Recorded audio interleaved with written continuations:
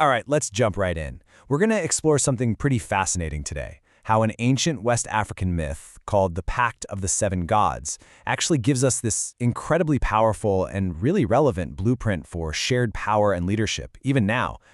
And it really all starts with this one big question, right? What can an old story, a myth, passed down for generations, really teach us about the tangled mess of modern power and how we govern ourselves? Well, as it turns out, a whole lot. So to really get this, we have to go back in time. I mean, way back. The story comes from the Fon people of Dahomey, and it takes us to a time before kings. Before they were counting their victories in skulls. And before the world was all carved up by empires. Back then there was a gathering, a council of gods actually, who came together to figure out a really fundamental problem. The problem of how to govern. And right at the very heart of this meeting was this, well, truly radical idea. A kind of theological fact, if you will. It goes, the earth cannot be governed by a single intelligence because the earth is not a single thing. Think about that for a second. That one sentence, that's the key that unlocks this entire philosophy. Okay, so let's really unpack this myth of the Sakapata, because this is not just some old creation story. As we're about to see, it's actually a super sophisticated philosophy about how to organize, well, anything. So who were the Sakpata? Well, they were a council of 7 earth gods, or Vudun, for the Fon people. But here's the crucial part.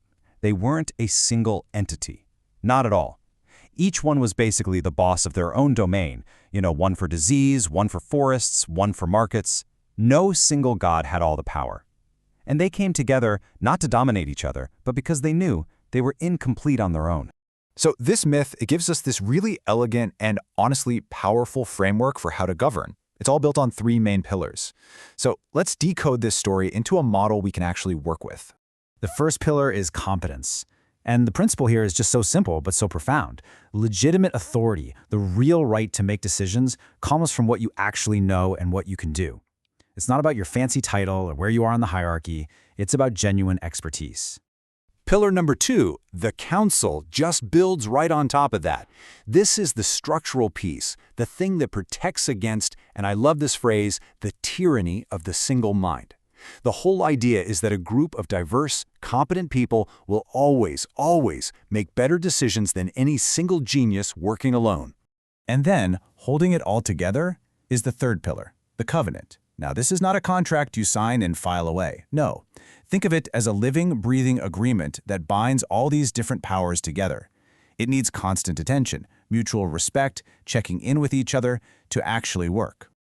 So, when you put it all together, you can really see the 2 models of governance side by side. On one hand, you've got your typical top-down system where authority comes from your position. It's concentrated, and honestly, it's pretty brittle. And then you have this shared sovereignty model. It's distributed, authority comes from competence, and the result, it's so much more resilient. Okay, so you might be thinking, that's a nice story, a cool philosophy. But was it just that? A theory? Absolutely not. Let's look at how this mythological idea became real, historical, world-changing proof. I mean, the journey of this idea is just incredible. It starts as this myth, right? Then it gets embedded into the actual political structure of the Kingdom of Dahomey. And from there, its principles become the organizational backbone for the only successful slave revolt in all of history, the Haitian Revolution. That is a serious, real-world impact. And you can see it working in Dahomey. It was not a simple monarchy where the king had all the power. No way.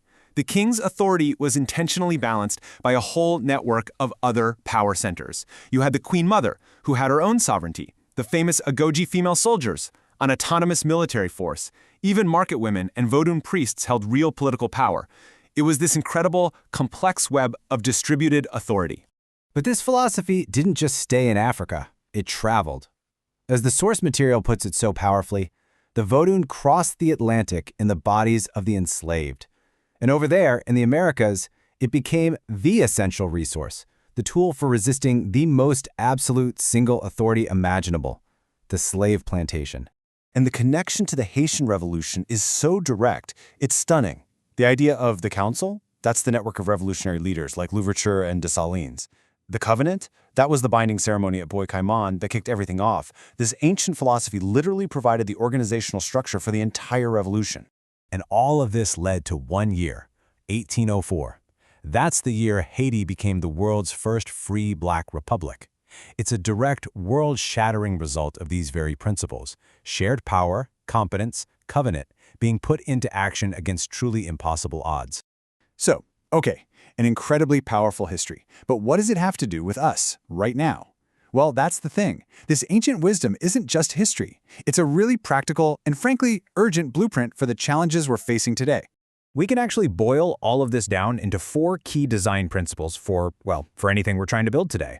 Number 1, authority comes from competence, not position, period. 2, distribute power by default. Don't concentrate it unless you have a really good reason. 3, build your teams around a shared covenant, not just a legal contract. And 4, you have to constantly work on that covenant. It's like a garden. You have to maintain it. And look, this isn't just for running a country. Think about where this blueprint could work. Community organizing? For sure. A nonprofit board? Absolutely. Even a corporate leadership team or a mutual aid network? It is an incredibly flexible model for getting people to work together effectively. Here's another quote from the source that's just so important. I want you to really let this one sink in. The claim to total authority is the first sign that the authority has outrun its competence. Wow. That is just a timeless, powerful warning about the dangers of letting power get too concentrated and unaccountable. So, when you get right down to it, the Pact of the 7 Gods isn't just a story. It's a permanent logic. It's a philosophy for how governance is supposed to work, when it's being honest about how complex the world is, and honest about who actually has the skills to govern it well. And so that leaves us with one final thought, a question for you to take with you.